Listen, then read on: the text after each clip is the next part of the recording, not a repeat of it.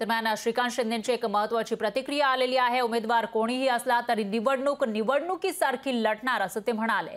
मागच्या वेळेपेक्षा जास्त मताधिक्याने निवडून येणार असा विश्वास श्रीकांत शिंदेंनी व्यक्त केला आहे। निवडणुका ज्या आहेत ह्या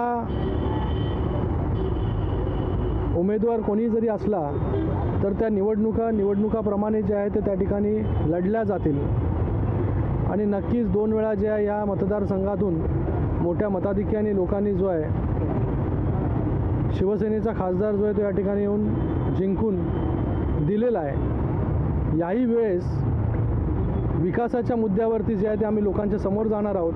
ही जी निवडणूक होणार आहे आता 20 तारखेला त्याच्यामध्ये देखील लोक विकासाला मतदान करतील, महायुतीच्या उमेदवाराला मतदान करतील आणि गेल्या वेळापेक्षा जास्त मताधिक्याने जे आहे तो पुन्हा एकदा महायुतीचा उमेदवार जो आहे तो निवडून येईल।